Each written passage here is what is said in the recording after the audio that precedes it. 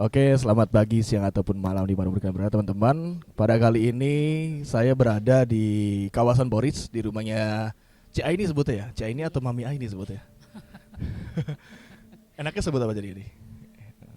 Sebenarnya sih kebanyakan sebutnya Maa ini. Tapi kalau misalnya kalau saya nggak berfokus dengan satu panggilan, terserah Oh, mereka terserah ya nyamannya, senyamannya. senyamannya mereka panggilan saya apa. Oke. Sebelumnya nama budaya dulu saya lupa tadi ya Iya, nama nama budaya budaya dulu. Om Swastiastu, Terima salam kasih. kebajikan bagi seluruh bangsa Indonesia. Amin. Terima kasih udah kasih kesempatan kita untuk berkunjung untuk bicara Hmm, untuk konten berbagi cerita pada kali ini. iya, Sebenarnya saya kan kedua kali datang ke sini Ci ya. iya. Dimana ketika saya berkunjung ke tempat orang dan saya ingin mewawancarai biasanya ada hal-hal tertentu yang bisa diangkat. Ini menarik nih gitu saya angkat. Nah, saya memandang Ciain ini dari sisi antara spiritual dan supernatural. Saya penasaran kalau kita lihat ini sebutnya kalau rumah sebutnya pasti cetia kayak gini. Iya, chat ya. Berarti ada altar, ada hal unik di bawahnya ada boneka-boneka. Sebenarnya saya agak pertanyaan ketika wah ini supernatural nih di atas ini, agamais. Di bawahnya tapi spiritual. Hmm. Kenapa sih alasannya itu? Kalau dibilang alasan mungkin gitu ya. Hidup bagi saya itu harus seimbang, harus balance. Sehingga Spiritual sama yang namanya supernatural supranatural itu memang harus berdampingan ya untuk harus hidup kita. berdampingan. Supranatural sama spiritual. Spiritual kita memang harus kita gali Wajib setiap ya itu ya. saat, wajib, dan itu nafkah yang harus kita selalu kita olah setiap hari, setiap waktu, ya kan. Tapi yang namanya untuk supranatural itu untuk pegangan hidup kita, setiap jejak atau setiap langkah kita. Dalam arti kata ini Indonesia ada peribahasa setiap 5 jengkal tanah Indonesia itu ada sesuatu hal. Karena dibilang tanah mistis ya. Tanah Tanah yang mistis. kental akan Iya, hal supernatural gitu. supranatural. Supranatural di bawah ini karena saya untuk yang namanya memberikan, ya ada boneka misalnya, Anda lihat misalnya ada boneka, itu sesuatu yang ya dibilangnya di sana itu kan kalau sebutannya kan kalau bagi kita ambar. Ambar. Atau bahasa yang lebih ininya ada rupang kumantong. Kumantong itu Kumantong, Thailand nih kalau Thailand, mantong. ya Iya, kan. Thailand ya. Sebenarnya sih hampir sama ya, cuman perbedaan kata saja. Kenapa begitu? Karena saya melihat ya, setiap saya bermeditasi melaksanakan namanya spiritual saya itu ada seperti kayak banyak sekali jeritan tangis bayi, Terdengar ya kan? Terdengar di sama telinga saya. atau di pikiran? Di telinga ya, Di telinga. Ah, ah. Berarti real gitu ya kedengarannya. real ya. Itu banyak bayi-bayi nangis di luar atau ya kayak apa ya? Kadang-kadang suka terlihat tuh bayi kayak baru lahir, terus banyak darahnya seperti itu. Ada seperti itu. Ada. Nah, ambil dari sikap dari situ, saya beranggapan banyak sekali ya yang terlupakan lah oleh kebanyakan orang hal-hal seperti ini. Ya kan, padahal sebenarnya itu hal kecil, tapi bagi saya kasihan sekali gitu loh. Banyak kita lihat deh peristiwa banyak orang tua yang membunuh bayinya karena di luar Pernikahan. pernikahan. Ya. Terus ya banyaklah anak-anak yang masih di bawah umur yang belum siap menerima itu, ya kan. Nah, hal-hal seperti itu harusnya mereka itu kita kasihlah, bukan berarti si emak nih kasih makan ya supaya mereka ini enggak. Saya justru di sini mendoakan mereka Mendoakan ya. supaya mereka bisa cepat terlahir di alam yang berbahagia. Reinkarnasi. Reinkarnasi ke tempat di mana mungkin dapat keluarga ataukah dia reinkarnasi, intinya reinkarnasi yang lebih baik dari sebelumnya. Gitu. Jadi di sini misalnya ada di mana belum waktunya dia masih ingin bermain, atau karena reinkarnasi itu macam-macam. Ada yang memang sudah waktunya dia bisa langsung reinkarnasi, ada yang tidak. Tergantung kebajikan dia di masa lampau, bayi itu sendiri. Jadi kalau misalnya mereka masih ya notabene-nya masih ingin bermain atau apa, daripada mereka punya dendam, ya Dendam, kan. ya. Kadang-kadang makhluk seperti itu misalnya mereka masih di bawah umur terus terzolimi oleh orang tuanya atau sanak familinya, itu ada yang punya rasa dendam dan ingin menuntut balas. Kalau dendam gitu mengganggu gak? Justru di sini ketika mereka datang penuh rasa dendam, saya bermeditasi, saya bacakan yang parita-parita suci supaya mereka menghilangkan perasaan benci dan permusuhan di dalam hati mereka serta amarah. Jadi mereka berusaha untuk ke arah yang Diberikan baik gitu ya. cetana, pikiran mereka yang baik dan bodhicitta mereka yang baik, semoga mereka bisa tercerahkan. Paling tidak mereka bisa memberikan maaf. Dan saya memberikan dasar, mereka seperti itu mungkin karma lampau kalian juga mungkin kurang bagus. Jadi kamu dapat perlakuan seperti itu. Jadi di sini saya bukannya memuja Kumantong untuk, kadang-kadang orang yang notabene-nya persepsinya beda ya. Ada yang bilang miara tuyul nih. Iya. Karena ada Kumantong gitu. Nah itu sempat tuh ramai itu di Medan waktu itu tuh. Bobo boneka Kumantong Ya. merah tuyul katanya. Kalau bagi saya pribadi sih enggak ya. Karena saya di sini moto saya hidup selama saya masih bisa, bukan cuman buat manusia, bukan cuman untuk yang namanya badan kasar, tapi semoga saya juga bisa menjadi jembatan mereka yang lahir di alam yang kurang baik. Semoga saya bisa memberikan jembatan yang terbaik buat mereka agar mereka lahir di alam-alam berbahagia seperti itu. Nah itu yang namanya spiritual sama supranatural saya ya seperti itu, bukan kegaiban yang notabene-nya dukun mistiknya, gitu ya. jadi negatif gitu. Jadi negatif ya. kayak ilmu hitam gitu ya, santet itu beda cerita itu ya, beda ya. cerita Kalau ini itu. lebih mengasihi berarti ya, cinta kasihnya. Kita mengasihi untuk mereka, memberikan enggak, soalnya gini ya, antara mereka sama kita beda tipis banget. Beda tipisnya dalam arti kata mereka butuh juga dhamma gitu loh. Butuh ya. juga yang namanya bodhicitta agar mereka diperjelas gitu. Kenapa sih aku kok lahir seperti ini? Kenapa sih aku lahir tak diinginkan? Kenapa sih aku kok disia-siakan? Aku ini salah apa? Nah di situ kita sedikit-sedikit pelan-pelan dengan sambil dia, kadang-kadang saya sediakan susu Indomilk atau yang mereka suka, sambil dia bermain kita sama-sama sharing. Ini loh Dek, kadang-kadang saya manggil bahasa saya ke mereka itu mami ya. Ngomongnya pakai batin atau ucapan bibir? Kadang-kadang kalau mereka menampakkan diri itu saya ngomong sendiri langsung. Ya. Tapi kalau nggak ada nampak tapi feeling saya mereka itu ada, saya bicara pakai batin. Pakai batin ya. Ketika meditasi misalnya ya, ketika meditasi mereka main itu terus duduk di depan saya, ini loh Dek, begini-begini. Saya bilang jangan ya, nggak boleh nakal, nggak boleh ganggu. Saya bilang gitu. Kita sama-sama berbuat baik, sama-sama berbuat kebajikan, biar kamu juga tempatnya lebih baik lagi dari masa-masa yang lampau. Gitu. Iya. Awal mulanya bisa punya seperti Kumantong ini gimana ceritanya sih? Awal mulanya Gak sengaja kah atau emang ingin tiba-tiba pengen gitu? Awal mulanya karena saya selalu mimpi ya. Awalnya mimpi ya kan, dulu memang saya nggak punya, awalnya mimpi. Nah kebetulan juga dibarengin mimpi itu saya dulu pernah mengurus ambar dari adik kembar saya yang almarhum. Dari orang berarti tua. Aslinya kembar harusnya, cuman satu nggak ada gitu. Enggak, dua-duanya waktu itu mama waktu itu kan pernah keguguran. Sepasang laki perempuan. Nah itu saya yang nguburkan. Nah sejak itu saya selalu dari kecil itu mereka ngikut. Kelihatan ya. Kelihatan dari umur sama masih saya kecil, dari anak-anak. saya masih kecil. Itu mereka selalu kelihatan. Hilangnya ketika saya cepen, ketika saya nikah. Nah setelah saya nikah tidak tampak mereka. Tapi setelah saya melahirkan anak saya yang kedua, mereka datang lagi. Mau ngapain mereka datang lagi? Mereka datang lagi, dia bilang, Ceh, aku nggak diurus, Ceh. Manggilnya Cece berarti ya?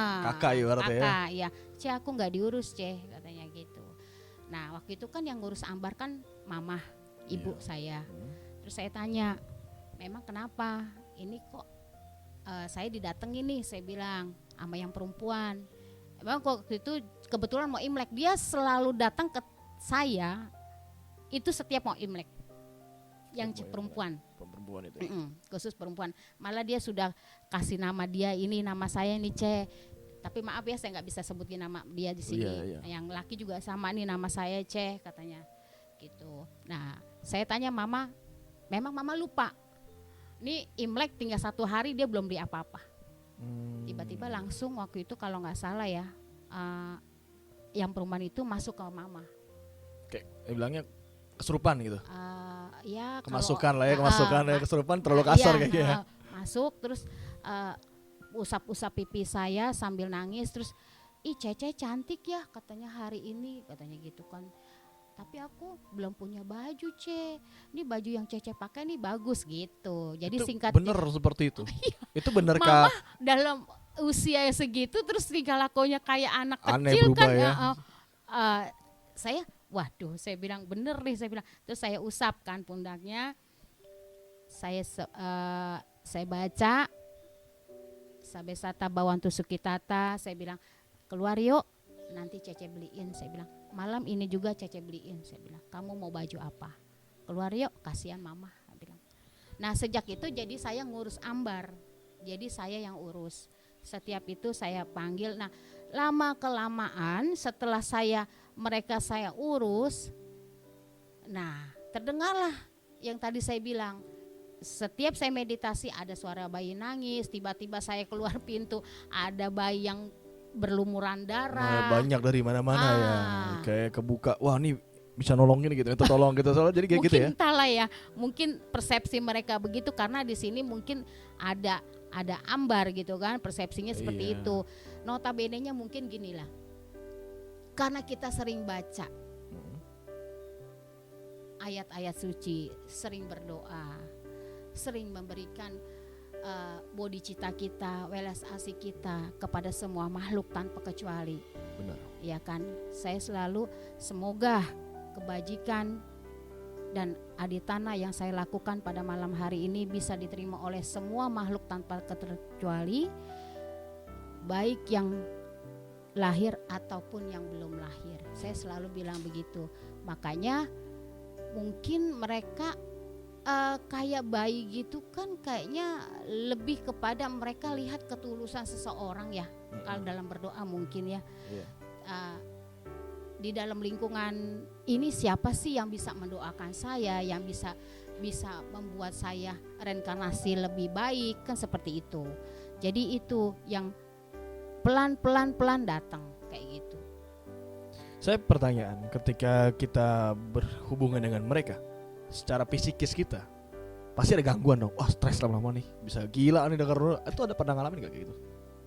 Pernah sih, bukan gak pernah. Berasa kayak gimana? Anjir gue gila, jangan nih, stres nih gue tiap hari dengar suara-suara. Terus gimana ngatasinnya pada saat itu? Kalau mengatasi, misalnya contoh ya, saya misalnya lagi ke pasar, beli ini, yang satu beli ini. Banyak ngikut banyak sampai kan? kemana-mana berarti ya? Kan karena banyak tukang makanan kan, misalnya ke pasar yang notabene-nya banyak cemilan yang mereka suka gitu kan.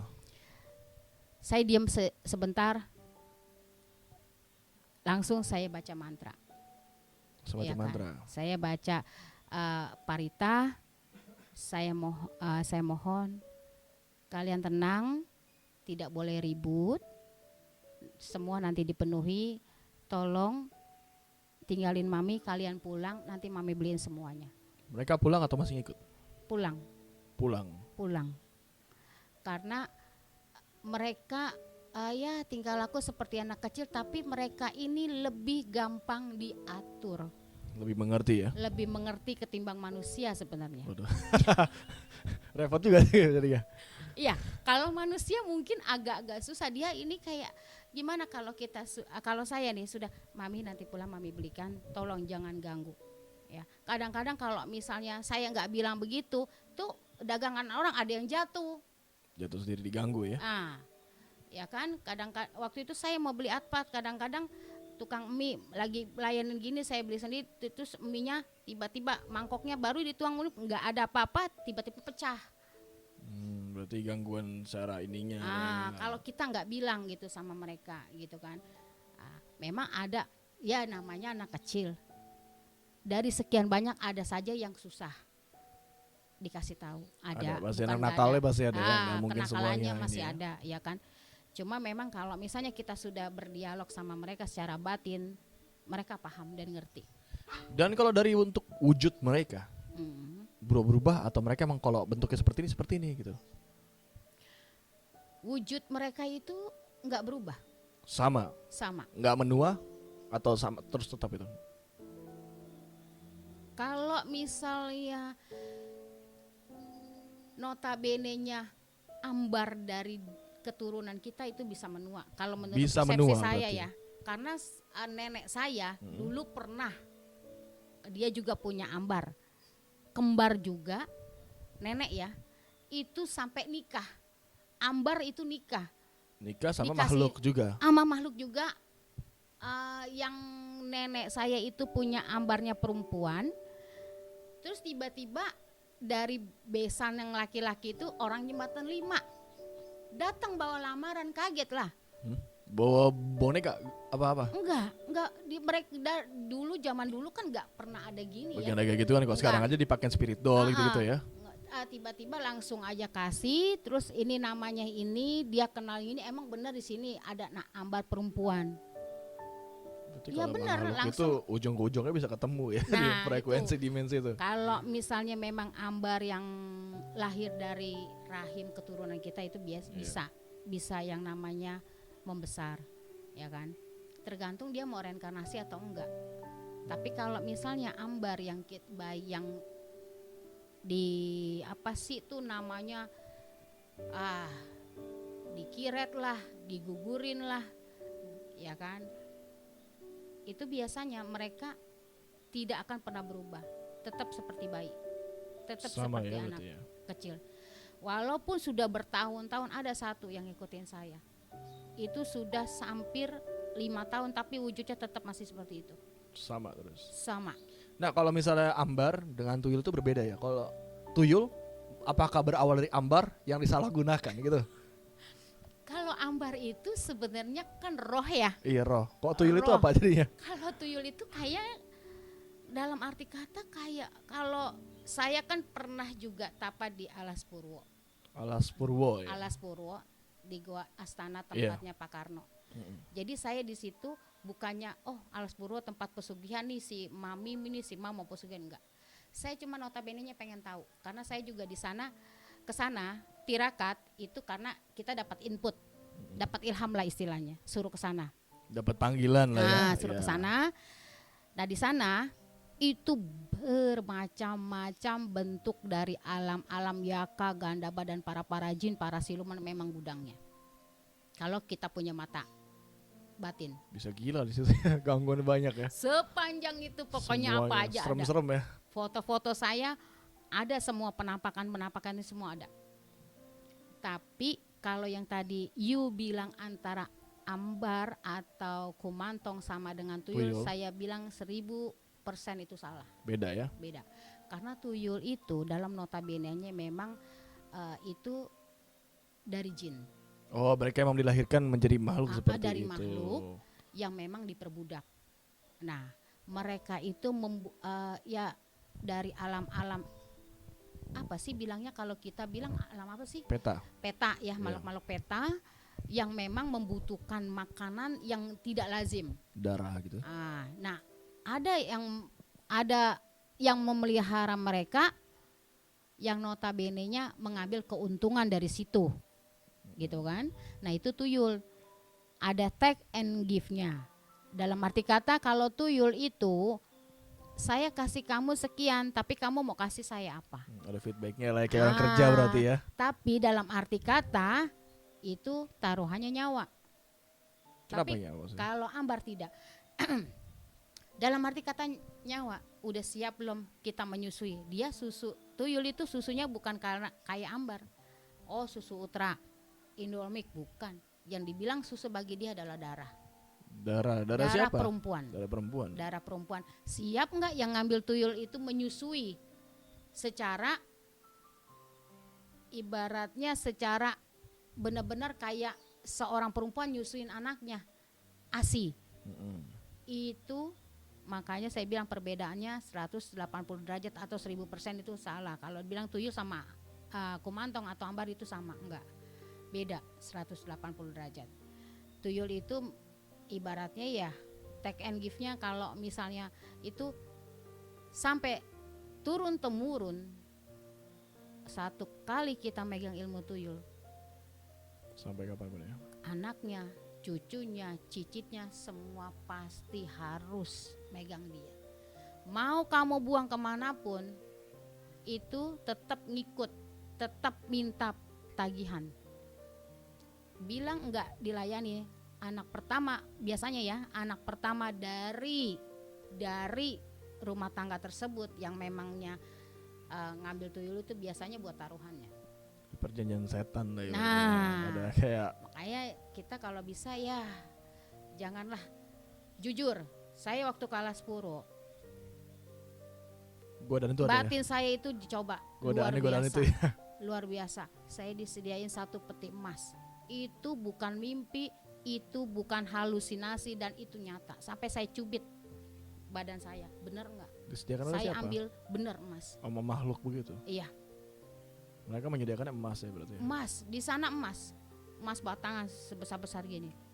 Jadi digoda gitu, dicoba Nah, ya. cuma saya bilang maaf, saya dorong lagi, saya kesini cuman minta berkah, sehat, selamat buat bangsa Indonesia, buat semua makhluk. Biarpun hidup saya susah, tapi tidak pernah terpikirkan buat saya pribadi mengambil jalan seperti itu. Instan ya. Mudah-mudahan selamanya saya nggak punya pemikiran seperti itu. Ya kan, lebih baik kita seadanya tapi tidak diperbudak dengan hal-hal mistik seperti itu. Itu bukan mistik ya, namanya kita udah nyemplungnya terlalu dalam, Udah terlalu jauh sih. terlalu itu jauh. udah. Karena sekali kita tenggelam, kita udah nggak bisa keluar dari situ. Memang luar biasa, emasnya bukan sedikit, 1 peti. Menggiurkan lah ya. Oh, Wah itu kalau kalau dirupiahkan jadi apa itu? Ya notabene-nya gitulah, kalau tuyul sama ambar itu atau kumantong itu beda. Jadi perlu digarisbawahi benang merahnya bahwa memelihara kumantong ini sebagai bentuk cinta kasih kita Cinta kasih mengasihi kita. makhluk yang tidak terlihat, Ah, terutama anak-anak sebenarnya ya. anak-anak, iya. Jadi teman-teman semua itu salah satu mungkin persepsi yang jangan sampai salah sebenarnya. Jangan Iya. sampai orang memandang sebelah mata. Pasti ada tujuan baiknya juga kan. Janganlah kita, misalnya soalnya gini ya, ada juga yang punya kumantong ya. Kadang-kadang ada yang disalahgunakan, Ada, bisa disuruh juga berarti. ada itu, bukan nggak ada. Cuma bagi saya pribadi itu saya nggak pernah mau. Berarti Ci, bukan hanya tentang kumantong ya. Tadi kita udah banyak tahu lah soal kumantong ini. Iya. Saya lihat kan supernatural, spiritual. Nah, dari ada tato di sini, dari ada tarot gitu. Terus katanya di ruangan ini saya belum masuk nih, katanya ada macam-macam juga ya gitu ya. Ini belajarkah atau bisa sendiri? Atau ada cerita di balik itu yang wah, saya tiba-tiba kesini. Berawal gak sih mungkin gue pengen jadi orang biasa aja gitu loh sebenarnya. Pernah gak berpikir seperti itu? Tapi sampai kejebur ke dunia seperti itu, bagaimana ceritanya? Kalau diceritain sih 1 minggu nggak habis ya. 1 minggu ya kita Iya. persimpel mungkin ya. Berepisode nanti ya. Awal saya sebenarnya ini pilihan yang memang udah nggak bisa saya pilih sebenarnya sih. Terus pilihan yang gak bisa pilih, Udah nggak paksaan bisa, berarti bukan iya, pilihan. ini paksaan ini. Paksaan jadi ya. Nah. Jadi awalnya kenapa saya sampai seperti ini ya, banyak sekali peristiwa-peristiwa yang di luar dari nalar orang biasa, ya kan? Jujur, saya itu awalnya tuh nggak percaya yang namanya supranatural, Gak percaya. nggak percaya. Tapi akhirnya sekarang percaya. Jujur ya. Jujur. Saya dulu cuma ya ibaratnya spiritual. Spiritual ya aja, kan? kita agama lah ya. Lebih condong ke agama, ya baca parita, ke wihara, ya baksos apalah. Pokoknya saya enggak di otak saya tuh itu sih halu gitu kan. Saya sih, tapi padahal jujur dari kecil itu saya itu sudah bisa melihat makhluk-makhluk halus. Jadi kan ceritain Bayi Ambar itu kan, saudara dari ceritanya. Ya kan. Awalnya saya terjun itu saya diberikan ketika meditasi ya, diberikan penglihatan di mana saya dulu hidup di laut, di mana saya dulu ini siapa, dan itu pernah saya utarakan dan ada orang yang nggak percaya hal itu, ya kan. Nah saya bertanya lagi, saya ini mencari jati diri setiap malam selama 7 hari 7 malam saya selalu mimpi didatangi mereka. Apa bentuknya? Pertama Kuan Im, ya. Kedua dari Laut Pantai Selatan.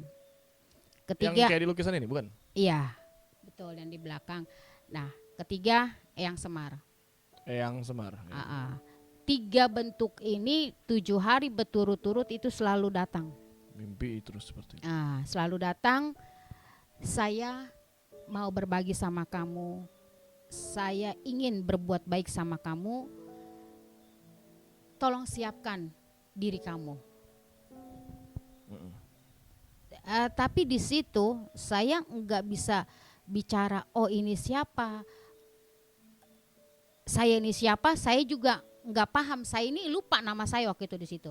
Nah, kedua, saya waktu itu masih kerja, notabene-nya saya masih kerja di kantor akuntan, saya masih kerja juga di Bimoli. Saya berasumsi saya punya titel, saya punya ibaratnya skill.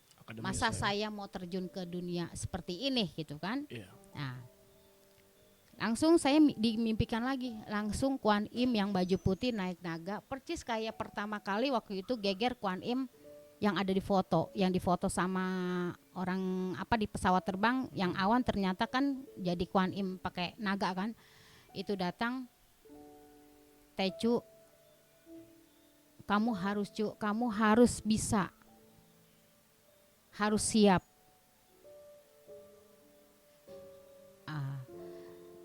Kami semua ingin pakai. Kamu punya raga. Tutup. Setelah mimpi itu, saya diam sejenak. Saya sempat bengong. Saya meditasi. Habis baca parita malam saya pulang kerja, saya meditasi lagi. Saya bilang gini. Saya belum siap. Saya masih kotor. Apa yang Kuan Im Posat inginkan dari saya itu nggak bisa, karena saya adalah manusia biasa. Saya nggak punya kemampuan apa-apa. Saya orang bodoh, saya orang tolol, dan saya nggak punya yang namanya skill atau background batin sejauh itu. Saya bilang. Tahu apa yang terjadi? Saya waktu itu kerja sedang ya agak stabil lah, tiba-tiba saya kecelakaan sampai saya ibaratnya diperingati lah. Saya bilang waktu itu saya masih kotor. Singkat cerita, saya diberikan kanker rahim stadium 4. Berat itu ya, stadium 4. Luar biasa ya. Singkat cerita, setelah saya sedang sakit seperti itu, usaha lagi sedang bagus, tiba-tiba ambruk truk, nol, nggak punya apa-apa. Sampai bantal kepala aja saya nggak punya. Berarti jatuh sejatuh-jatuhnya. Sejatuh-jatuhnya itu. Langsung waktu itu saya pergi ke Kampung Melayu karena saya dapat istilahnya wangsit lah ya, dari Eyang Semar sama Kongco Dewa Bumi, ya kan. Suruh ke sana, tiba di sana itu itu rumah kayak tempat jin buang anak. Buang anak kayak gimana maksudnya? Ya maksudnya belantara lah, itu rumahnya gubuk, Iya, ya betul. kan, cuman lantainya pun lantai semen biasa, atapnya itu dari kantong-kantong semen, udah hampir setengah reot lah istilahnya gitu. Terus apa sih namanya tuh tumbuhan-tumbuhan liar itu sampai menjalar ke atap-atapnya. Saya suruh berhenti di situ sama yang mulia Kongco Dewa Bumi, Cuk berhenti di sini. Saya berhenti di situ. Memang ini rumah disewain Kongco. Uang saya cuma 100.000. Bagaimana mungkin? Dan luar biasanya ketika saya datengin memang itu yang punya tempat, dengan uang 50.000 itu saya bisa masuk ke rumah itu. Tahun berapa itu? Itu di tahun 2009. 2009 ya. Berarti ya sekitar Dalam keadaan saya masih sakit. 12 tahun lalu ya kira-kira. Dan luar biasanya Omi Tohut yang punya tempat malah ngasih saya lampu bohlam untuk tinggal di sana, padahal saya baru bayar 50.000. Itu yang ngasih lampu bohlam orang atau bukan? Orang. Orang ya. Orang. Kondisi malam.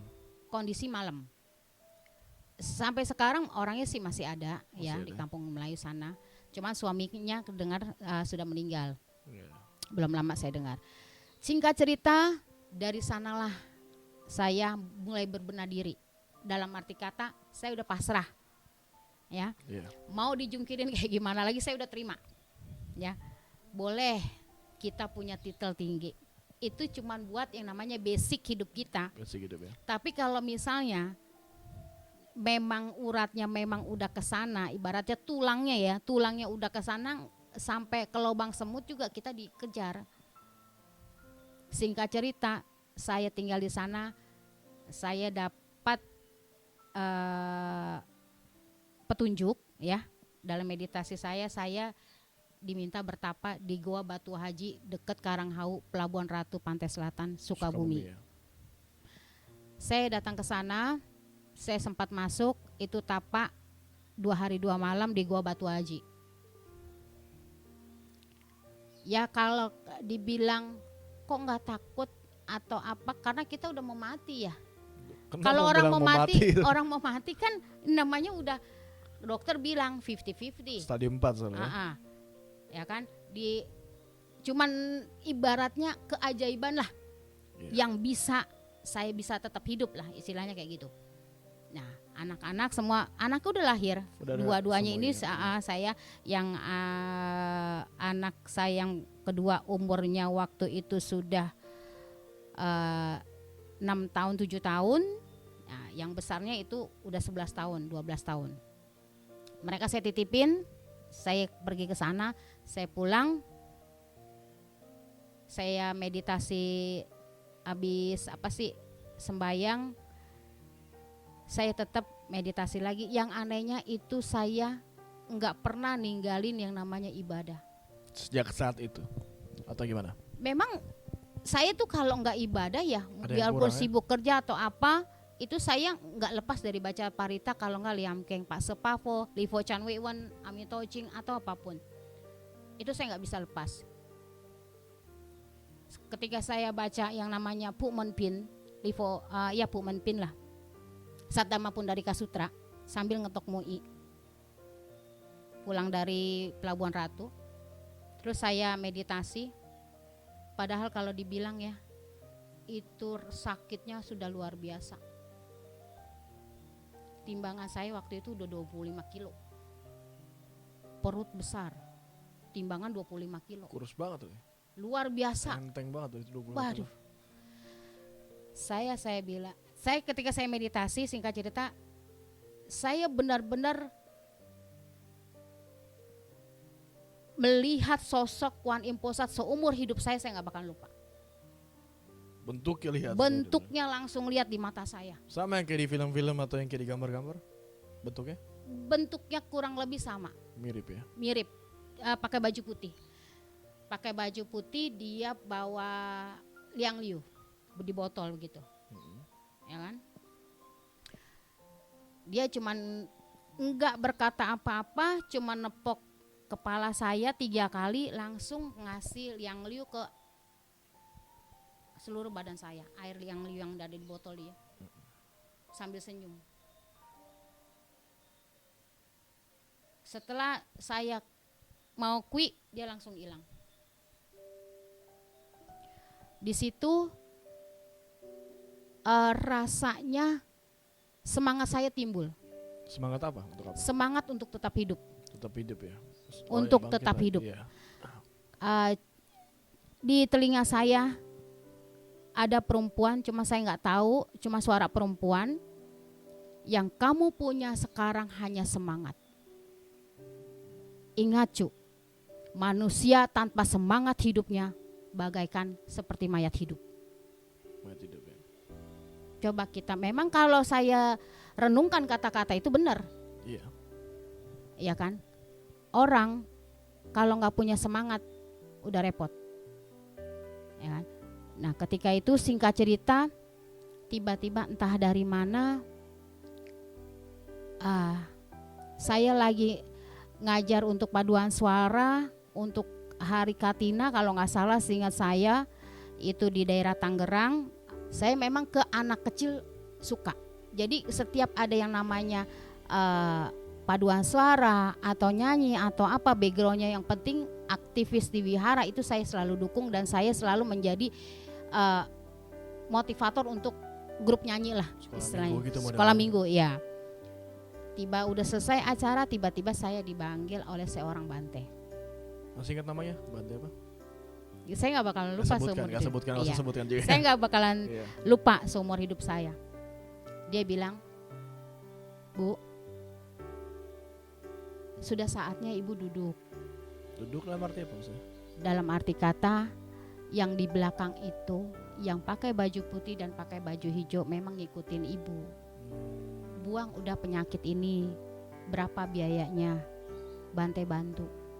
Duduk, dalam arti kata duduk pelayanan untuk semua makhluk hidup. Nanti di badan Ibu bukan cuman agama Buddha, seluruh agama dalam notabene Jawa kuno itu semua Kejawen. ada di Ibu, kejawen. Yang notabene-nya berbuat baik itu tidak memilih ras, suku, agama atau bangsa apapun. Itu kata Bante. Bante bantu, katanya dia bilang.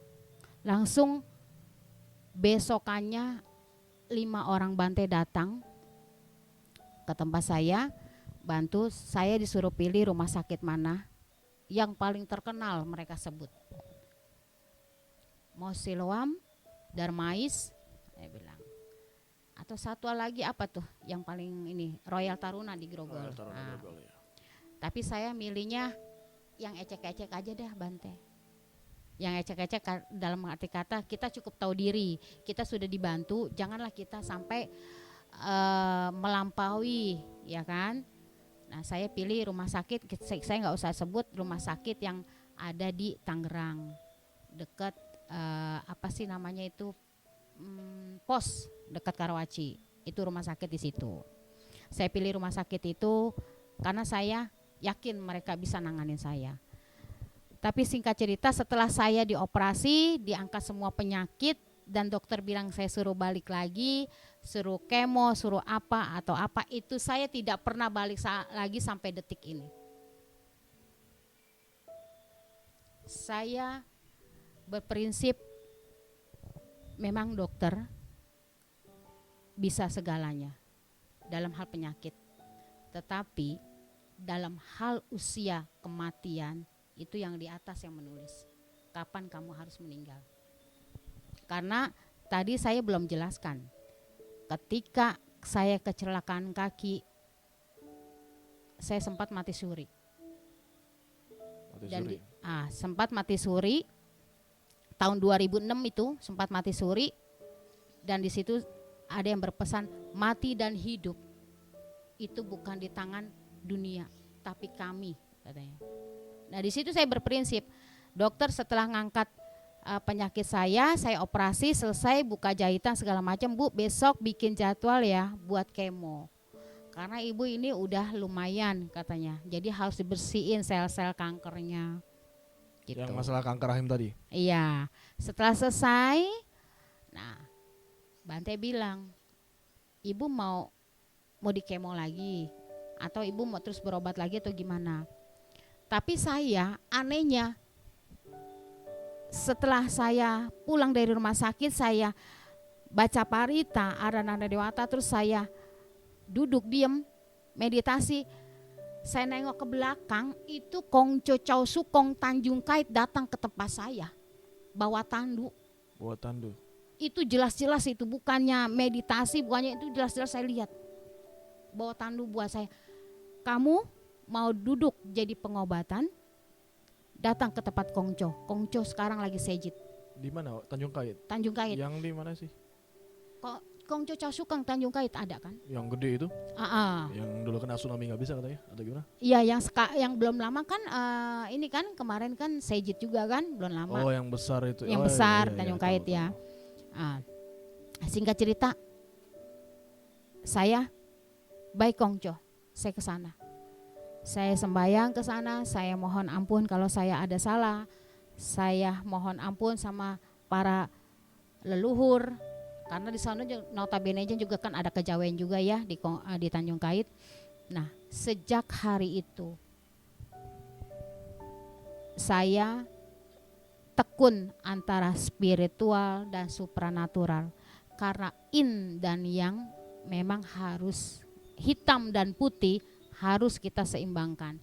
Dalam arti kata, supranatural itu bisa kita gunakan untuk membantu orang, spiritual kita semoga kita semakin bijaksana dalam berpikir supaya tidak timbul kesombongan, keegoan, salah jalan, ya kan?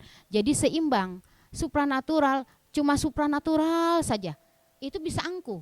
Dalam arti kata bisa kejeblos lama-lama. Karena apa?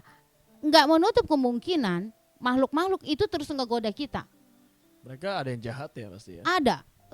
Itu udah mencari celah buat kita supaya jalan salah.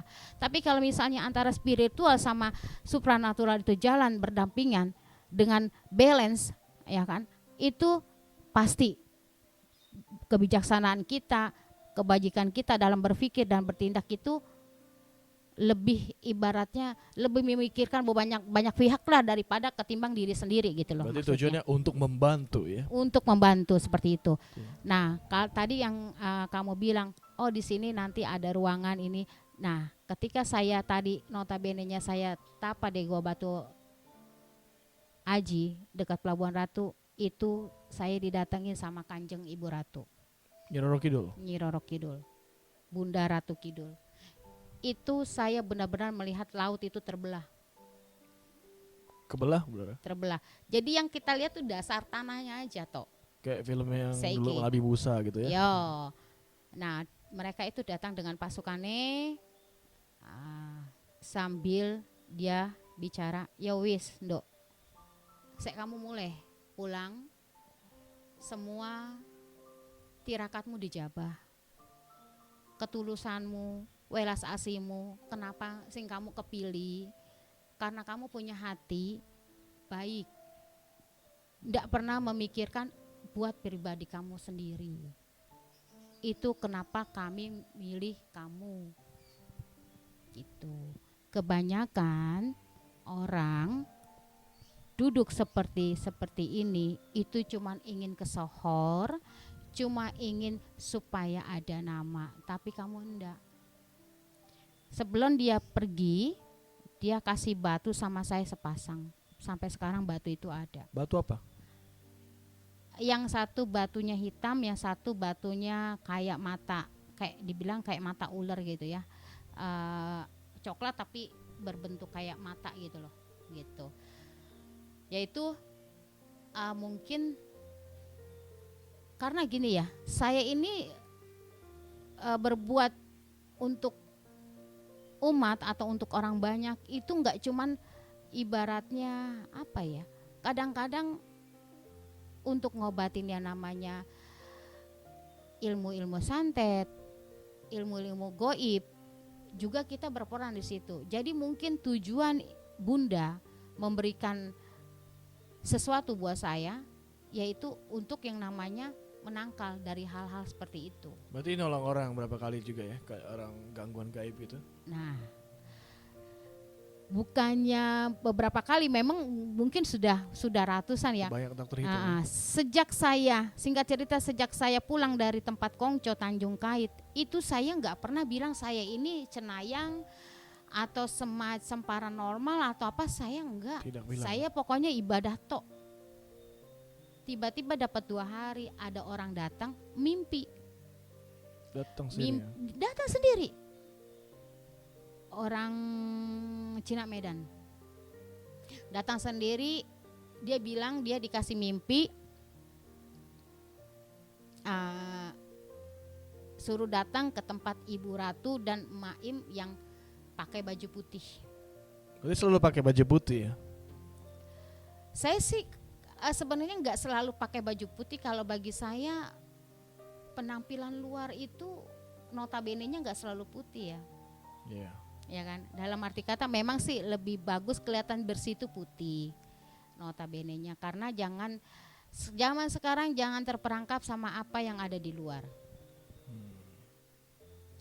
Saya berpedoman dengan apa kata-kata Sang Buddha yang terakhir ketika dia mau parinibbana. Yang dia bilang, dia sempat nangis untuk pertama kali dan terakhir kali karena Dewa Datta berujar, yeah. Ketika kamu parinibbana, akhir zaman Dharma itu akan habis. Bahkan jubahmu pun bisa aku pakai keluar masuk tempat ibadahmu. Dalam arti apa? Banyak munafik. Ya munafik, dalam arti kata seperti itu. Singkat cerita, kembali lagi ke halaman yang tadi. Setelah perempuan itu berkata seperti itu, bahwa dia dimimpiin suruh jumpa dengan saya bilang, saya gak selalu pakai baju putih loh, Ceh. Saya bilang, tapi memang kebetulan rupang saya ada yang pakai baju putih, saya bilang. Dari Guan Im ya? Guan Im-nya, saya bilang begitu. Tolong Ai, katanya, dia panggil saya Ai, tolong lihat kokoh saya, katanya. Saya 3 saudara Ai, satu kokoh saya belum lama sudah meninggal, 3 minggu yang lalu. Sakitnya sama seperti kokoh saya yang sekarang. Sakitnya apa salah itu? Jadi tiba-tiba stroke, terus kayak orang pelo, nggak bisa ngomong, pokoknya nggak bisa ngapa-ngapain dah. Tiba-tiba langsung lama-lama badannya kurus. Setelah, tapi dibawa ke rumah sakit dia ngamuk-ngamuk. Semua infusan semua dibuka. Nggak mau ya? Nggak mau diinfus. Soalnya kayak ketempelan. Teriak-teriak, pokoknya teriak-teriak di rumah sakit. Dibawa pulang lagi sama adiknya, dirawat di rumah. Tolong Ai lihat kokoh saya, dia bilang gitu. Saya datang datang itu lah. sembuhinnya gimana? Saya datang ke sana, saya juga bingung. Saya cara nyembuhinnya gimana? Ya? Saya bukan caranya? dokter. Saya bukan gitu dukun kan. juga. Gitu. Saya juga bukan dukun juga nih, saya bilang gitu kan. Tapi kata saya pasang dupa, pasang hio, saya minta izin sama para dewa, para bodhisattva, para Buddha, juga sama yang saya muliakan, ya Bunda, minta izinlah, saya bilang, coba aku ini bantu, kasihlah petunjuk sama saya, apa yang mesti saya lakukan nanti di rumah dia. Saya berangkat, saya datang, saya lihat kokohnya, yang saya lihat luar biasa mata saya lihatnya. Apa? Di leher dia itu kayak ada makhluk kecil kayak boneka apa gitu ya, caki, kayak boneka caki tapi bertaring. Terus ada taring di hidung dia panjang gitu kayak jarum, hidungnya dia itu nancep ke leher dia, terus kayak lagi nyedotin darah kokohnya. Terus saya kaget luar biasa karena baru itu saya lihat makhluk, kok ada makhluk kayak gini. Kamu ngelihat ada makhluk apa Ai, katanya. Wah, saya berarti saya doang yang lihat gitu kan. Iya, dikasih lihat. Ketika saya lihat makhluk itu langsung menatap mata saya, merah matanya semua. Saya langsung gini, Omitovo, saya bilang. Waduh, gimana caranya ini? Saya bilang.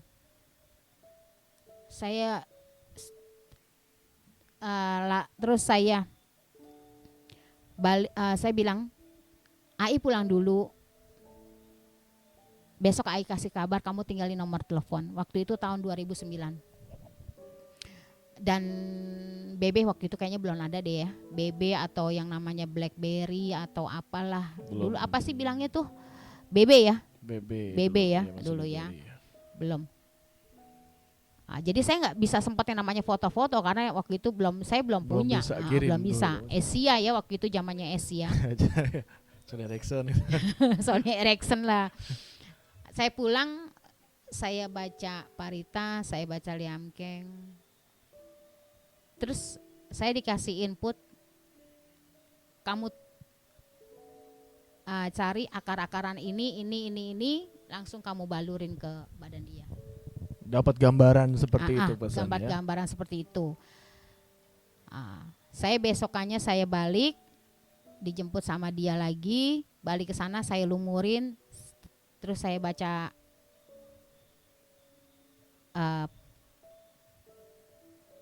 yang saya tahu, ya kan.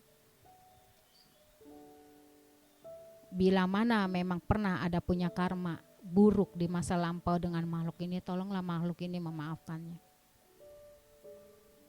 Saya bilang begitu. Tapi memang bandel, nggak mau paham. Nggak langsung ya. Nggak langsung. Justru itu ketika saya ngeluarin batu yang dari ibu, dia langsung teriak panas. Minta ampun lah gitu ya.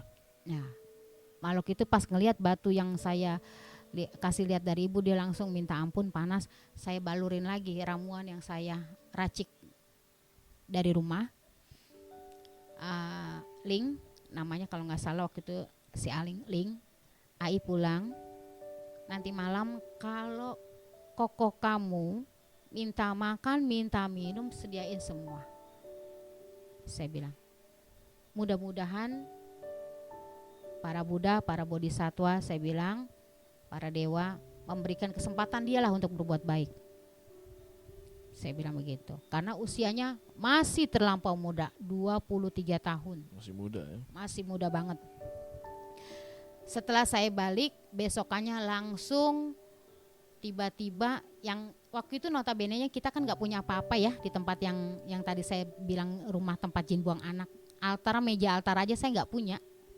Saya itu meja altar bikin dari yang namanya segitiga siku, tahu kan? Tahu ya. Di tembok, begitu, ya. yang di tembok. Nah, singkat cerita besokannya tiba-tiba ada mobil parkir langsung bawa yang namanya meja altar masih baru dari dia, dari si Aling ini. Dikasih Ai, Koko semalam langsung jalan, bisa buka kulkas, bisa mesen, bisa masak Indomie, pakai telur, minta minum, minta kopi. Sembuh ya. Sembuh. Kamsia banget Ai. Kami cuman tinggal berdua bersaudara katanya. Keluarga orang tua sudah nggak ada. Dia bilang orang tuanya yang satu kan udah nggak ada, tinggal mamahnya aja. Jadi kan maksudnya dalam arti kata yang jadi tulang punggung sebenarnya kan kokohnya yang lagi sakit. Yang lagi sakit itu ya. Ya kan. Jadi sebagai wujud ini saya nggak pernah minta apa-apa, saya bilang. Kamu nggak perlu kayak gini, saya bilang. Kamu kan lagi susah, saya bilang. Oh enggak, aku memang sudah bilang dalam diriku kalau misalnya koko aku baik, aku ngelihat Ai nggak punya altar, meja altar, aku mau beliin, dia bilang gitu. Tapi aku memang nggak ngomong sama Ai, katanya gitu kan. Memang dia nggak bicara sama saya mau beliin itu, gitu kan. Surprise gitu. Ya. Ya kalau saya sih satu kebahagiaan ya, Vicky ya, bisa yang namanya memberikan apa yang saya punya selagi saya bisa itu untuk orang lain. Apalagi membuat orang lain itu bahagia, itu kebahagiaannya luar biasa buat saya pribadi. UPK, keseimbangan batin di dalam agama Buddha. Melihat orang lain bahagia itu bahagianya luar biasa buat saya. Walaupun notabene-nya kita ini masih kekurangan dalam arti kata, ya kan? Tapi bagi saya melihat orang lain bahagia itu luar biasa. banyak pengalaman yang digali dari hidup dari beberapa umat yang datang. Kalau saya bilangnya umat lah ya, kalau pasien terlalu gimana gitu ya, karena kesannya, saya wah, bukan orang klinik sakti nih saya kesannya gitu ya. kalau pasien. Ya, saya bukan apa-apalah. Saya cuman ibaratnya kita kan cuman jembatan aja. Ya, jembatan ketika orang lain nggak bisa lihat, kita lihat. Dan ketika orang lain nggak bisa dengar, kita bisa dengar, itu aja. Jadinya semuanya itu berandaskan tadi keseimbangan ya, Ya, spiritual dan supranatural. supranatural. Menggunakan spiritual untuk menolong kekuatan yang di atas ya ibaratnya ya. Iya, Supranatural sebagai wadahnya untuk menolong orang. Iya, karena di dunia ini, maaf saya bilang, iblis itu sudah buka pintu neraka itu sebesar-besarnya buat orang selalu salah. Jadi wah, mencari perekrutannya banyak-banyak ya. Ngerekrut dia. Ngerekrut ya. Kayak gitu. Jadi kita harus siap gitu lah. Kita harus siap untuk yang namanya yang di bawah ini, supranatural kita benar-benar harus kita benar-benar inputnya harus, indan yang kita benar-benar harus. Jangan sampai ada salah masuk. Repot ya harusnya. Jadi kenapa saya lebih kepada roh? Roh juga harus kita yang tadinya kayak manusia yang tadinya misalnya preman, kita arahin lah biar jadi soleha, biar jadi lebih ke ibadah lebih paham. Seperti itu. Karena makhluk-makhluk seperti itu pun sama kayak manusia. Kalau kita arahkan dengan baik, kasih pengertian yang benar, itu bisa jalan yang baik-baik. Seperti itu. Iya. Jadi itulah gunanya supranatural. Ini gak terasa kita ngobrol udah 58 betul. menit loh. Iya. Luar biasa ya. Jadi dapat gambaran sih berarti. Oh, kita dikasih kekuatan supranatural itu untuk menolong orang, bukan untuk bisnis ataupun untuk mencari pamor gitu kan. Iya. Dalam arti membantu itu kan tidak selalu tentang uang ya. Betul. Kemampuan, energi, skill ataupun Skill. tenaga itu pun juga bisa Betul. sebenarnya ya. Jadi saya ambil garis merahnya di mana nggak semua orang itu diberikan berkah seperti ini jatuhnya. Nah, Itu titipan yang di atas, tinggal kita menyalurkan untuk menolong orang gitu sebenarnya. itu intinya seperti itu. Karena yang namanya kita berbuat baik nggak mesti yang namanya harta duniawi atau apapun apa yang kita punya, malah lebih indah kalau kita berbagi itu dengan seperti yang sekarang ini. Ya kan bisa melepaskan orang dari penderitaan, itu luar biasa, kebahagiaan buat kita. Benar-benar batin ya. Batin yang luar biasa karena, gitu kan. Wah, karena ada pada dasarnya kehidupan tuh bermanfaat untuk sesama sebenarnya kan, paling penting gitu. Paling penting, betul. Paling penting, dan membawa berkah gitu kan. Berkahnya kan nggak harus soal tentang rupiah Atau diberikan materi kesehatan, ya. keselamatan, dan Keselamatan. kebahagiaan itu juga berkah kan sebenarnya kan. Karena ingat loh, kita hidup paling banter 1 sampai 100 tahun. Itu kalau sampai 60 itu bagus sekarang ini 60-70 ya. Kalau 60-70 itu udah ya ibaratnya alhamdulillah Iya. ya, Omi Tohut. Tapi kalau nggak nyampe gimana, ya kan? Nah, tapi setelah 100 tahun itu, menurut ajaran saya, itu berkalpa-kalpa, ribuan kalpa itu mau jadi apa? Makhluk alam peta, makhluk asura, apa ya? Itu tergantung kita nih sekarang jadi manusia. Karena kata Sang Buddha, lahir jadi manusia adalah amat sulit. Siluman aja butuh ribuan ratusan tahun untuk jadi manusia. Nah, kita kadang-kadang jadi manusia, cara berpikir, bertindak kadang-kadang seperti binatang. Nah itu, jadi saya menggarisbawahi, tolonglah selama kita jadi manusia, mau kamu agama apapun, keyakinan apapun, ras apapun, bangsa apapun, bila kita sudah enggak bisa berbuat baik dan enggak bisa menolong, tolonglah jangan berbuat jahat, itu saja. Jagalah dunia ini supaya enggak tambah panas dan alam enggak menghakimi kita. Ini kita sedang dihakimi sama alam. Dihakimi ya. Dihakimi. Hukum manusia, hukum dunia, kamu bisa lari, kamu bisa sogok tuh hakim, kamu bisa sogok tuh jaksa. Tapi hukum alam, kamu mau sogok pakai apa? Gimana? Nggak bisa ya. Tapi ya benar sih, maksudnya kan itulah kita harus terus menimba hal-hal seperti itu. Iya, menambah kebijaksanaan, menambah kebajikan, menambah kebaikan untuk semua makhluk. Itu intinya. Saya pun bukan orang sempurna, saya masih banyak kekurangan. lebih daripada itu, saya tapi selalu berusaha bertobat, bersyukur dan berterima kasih setiap hari, setiap waktu, setiap detik, agar saya tetap diberikan kekuatan untuk banyak berbagi bagi orang-orang yang membutuhkan. Itu saja poin saya hidup. Prinsip pegangan Prinsip seumur hidup hidup saya. ya. Iya. Jadi luar biasa lah. Ini ada banyak hal-hal yang disampaikan. Semua video yang disampaikan dari video ini sebenarnya untuk tujuan baik dan semoga bermanfaat. Karena ilmu itu nggak harus soal tentang akademis ya. Ini pun ilmu sebenarnya, ilmu kehidupan. Ilmu kehidupan. Karena bakal kita berjalan hidup ke depan kan, kita harus menolong. Kita banyak hal pokoknya bisa digali sebenarnya kan ya. Iya betul banget. Nah, betul dari banget. tadi kita pembahasan soal tentang gumantong, intermezzonya sampai kita tentang ternyata tujuannya ini loh, gitu. Jadi kita tahu gitu. Iya, jadi terima kasih banyak Ci Aini nih, Nama Iya. Budaya. Terima kasih banyak nih.